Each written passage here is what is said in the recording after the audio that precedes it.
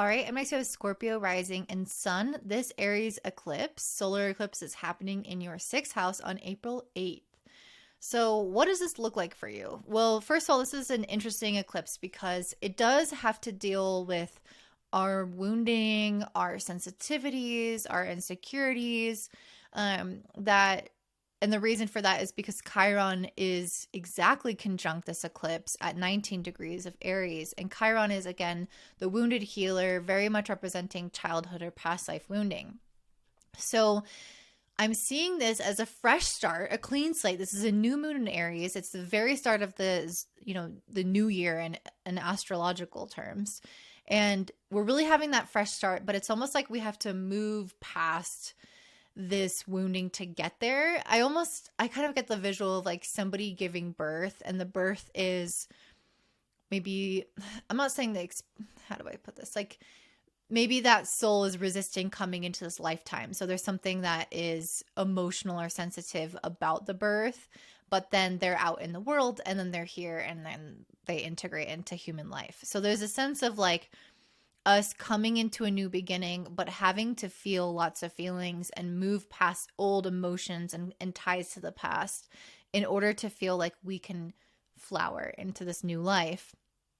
And this is a significant eclipse for you because Aries shares the same planetary ruler as Scorpio, which is your sign. So both of you guys are ruled by the planet Mars. So it is going to have a little bit more of kind of a personal effect for you to have an eclipse like this take place. So with this eclipse being in the sixth house, it's very likely that you're going to have some kind of new beginning in the area of work. And it could also be related to health, to your kind of your daily routines and things like that, how you're managing your time. But in general, like your day-to-day life is going to start looking differently. Maybe you worked at a job, this last year, and now you're switching to doing something on your own, which is very Aries, by the way.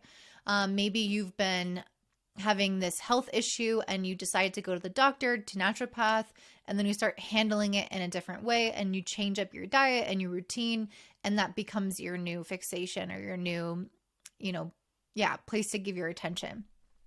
I like this for you because Scorpio does do well with like being very focused, and the ruler of this eclipse, Mars, is next to Saturn. So I think that will help you guys like really dedicate or commit to something in the long term that interests you, because Saturn is in Pisces, Mars is in Pisces, they're conjunct in your fifth house of your natural gifts, your natural talents, things that interest you. And so I really feel like you guys are going to be emotionally connected to the next thing that you're moving into. And again, it might be something more independent just because of the nature of Aries. So you might be doing something that you haven't tried before, or you might be going out on your own with something. There's a sense of like, I don't need anybody's help. This is my own thing now. Not that we don't need anyone's help like altogether, but just that this is something that you're mostly doing by yourself. You might also feel that in general, like when it comes to relationships as well, you might feel like you are transitioning out of a relationship and moving into another one, or you're coming into the dating scene. That's not going to be the case for all of you, but that's something that I was picking up with the cards. And also, the ruler of this eclipse, Mars, being in your fifth house, does emphasize this whole kind of dating energy. So if you are single at the time of this eclipse, I could see you guys not just having changes to like your day-to-day life and your career, but that also somehow eventually going to infiltrate or change kind of you putting yourself out there and maybe taking that more seriously in terms of dating or meeting new friends. There's this somewhat like social energy that I feel like you're going to be coming into, but you're not quite there yet. I feel like your main focus right now with this Empress and this Eight of Pentacles is really on your abundance. Like this is an eclipse in the sixth house of work, your duty, how you need to show up, the shit that you need to do, basically. This Empress and Eight of Pentacles is suggesting that you are coming into maybe more of like a mastery of a skill that can make you a lot of money, something that can help you attract greater abundance into your life, greater recognition, this feeling of maybe being more in flow because you're very naturally good at it. Empress has very much rules over the crops and nature and this Venus energy. So it's something where you feel like you are actively pursuing something that might feel masculine in the sense that you're trying. You're disciplining yourself, putting energy into it. But I feel like it's, again, something that feels like breathing, because this is Mars in the fifth house. This is something that feels like it very much aligns with your nature, with your gifts, with your talents. And so it flows really well. And it doesn't feel like you have to force things or like the work that you're doing, just you're putting the effort in, you're working, but I also feel like it's very inspired and, again, quite aligned with your nature. And so there's not a lot of resistance. Mars is with Saturn, which does indicate that this might take longer or be a little bit harder or require more discipline than usual. But I still feel like for you guys in particular, you're feeling like you can do that. You're feeling inspired to do that. It doesn't feel like very heavy or weighed down. I feel like it's something that is exciting for you.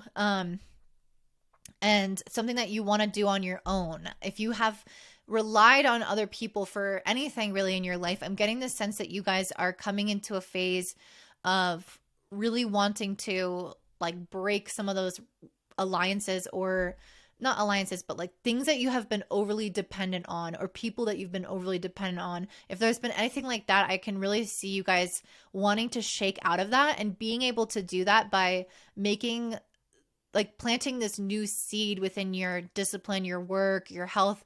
I can see you guys like detaching from that. Even if it's like a medicine, like let's say you've been on a medicine your whole life and you like decide to change up the way that you take care of your health so you cannot be dependent on that anymore. Or it could be a situation or a person. It can go more in depth or in other examples. But I think you know what I'm saying. There's a sense of like being more self-reliant. Another thing that's coming through for you guys.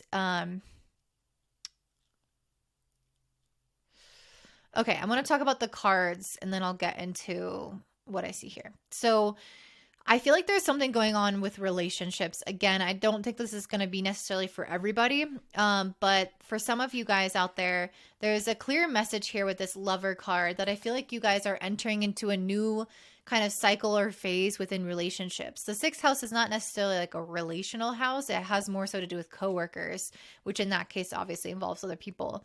But I feel like there's something around your friends, your lovers, maybe even people that you worked with, where you might be going through some kind of shakeup in that area of your life.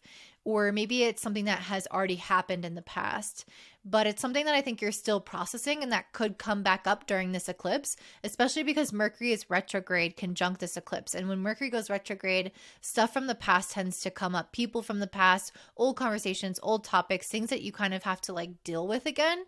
So let's say it's with a coworker and you have an issue with a coworker, or you had an issue with them in the past. It's like that can come back up again and then you have to address it in the present. Mars also being next to Saturn can indicate issues from the past resurfacing. So what I'm seeing with this is this advice here to surrender to what is happening and be extremely present. So I feel like there are things that have maybe felt like you've been stuck in a cycle with it, or you have wanted to move beyond something or someone in your life. Again, this stuff from the past that you have maybe felt a little bit like weighed down by. Maybe this could have to deal with the dependence thing that I was picking up on. But there's something where I feel like you guys may have been limited, attached to, chained to, stuck in, that may have felt really frustrating. And I'm getting the sense that like this eclipse is about trying to release you from whatever this is and bring you again into a state of surrender. So it's almost like when you stop resisting it so much, it falls away on its own, very faded. And I feel like there has been some resistance with this bladder card. It really talks about like nervousness, fear, dread, avoidance. So if there's something in your life that you've been fearful or nervous or dreading, dreading its impact on you or dreading it leaving your life or something of that nature, I feel like you're going to notice that if you just relax, like, and not try to think about it too much or try to control the situation or, get like worked up about it. If you can just be present in the moment and trust that whatever is happening is meant to happen. Again, Mars, your planetary ruler, is in Pisces, a sign of absolute trust and surrender. I feel like if you guys can just be in that state of flow and not reactivity per se, but it's like in some ways like taking life in stride as it comes. And so there's a sense of like really accepting the way that things are in each present moment and surrendering and not resisting it emotionally or even behaviorally. And it's going to do you so much good. It's going to help you loosen any dependencies, any attachments, any old cycles and things that you felt like you've been really stuck in. It's going to help you naturally glide out of those, because you're just staying engaged in the thing that's right in front of you, in the moment that's in front of you, in the goals that you have, and the things that you're passionate about. And I think that's going to be very healing for you guys. I think that's also what the Six of Swords means. Like you're kind of transitioning out of one phase into another. And it's important for you to not try to hold on to where you were. I kind of got this visual of like somebody in a canoe or a kayak, and it's taking you down the river, and then you grab onto a branch and you're trying to go back, like you're trying to backpedal basically, but it's like that's never gonna work, and instead that's gonna cause chaos. It might flip your canoe. So there's a sense of like letting life take you where it's trying to go. And I really feel like once you open up to this flow state and this trust, you're going to notice that you move a lot faster and you have a lot more to be thankful for. And you might make even better or new connections. If this does involve another person, I think you might make some new friends or new connections or things that really uplift you, and you feel surrounded, like you feel supported, you feel connected, you feel like there's, again, something really to celebrate here, and you're moving towards that quite quickly. Once you release that branch and you allow yourself to just go to the end of the stream, there's like a huge welcome party waiting for you. And I think that this might have to deal with the fact that Venus is in Aries in the 6th house, conjunct Neptune, and it's really trying to show you that it's okay to just, I feel like this energy is very much inspired. It's very creative. It's very spiritual. It's very trusting. It dives in head first into the things that it's interested in. It's passionate. And so I feel like you can ride that energy in a positive way. Where it becomes unuseful is when we get into being overly impulsive, overly idealistic, overly attached, or enmeshed with things, like really thinking that this is the answer to everything, this is the perfect thing. That is when it gets like unhealthy. And that's why I feel like staying present is really important, because we can be in a flow state and moving through life in a trusting, surrendered way, with this Venus Neptune energy, and that will get us to our desired result. Or we could get really clingy to things or idealistic about things and not grounded in reality and start floating up and really lose touch with what is going to make us successful, make us happy, make us healthy, make us connected to source.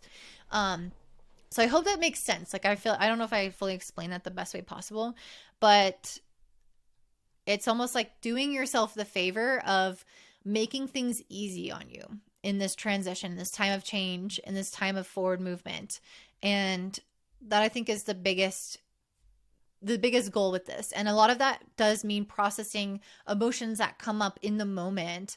And that's the Chiron in Aries conjunction that I think we're all experiencing to one extent or another. So that's what I'm seeing for you, Scorpio. I hope that resonates. If that makes sense for you, or if you want to share anything about your eclipse journey, I would love to hear that in the comments down below. If you want a reading from me, you can check me out at cosmicclarityastrology.com, which I will link in the description box. Don't forget to give me a thumbs up, subscribe, share with your friends, and have a beautiful day. Bye.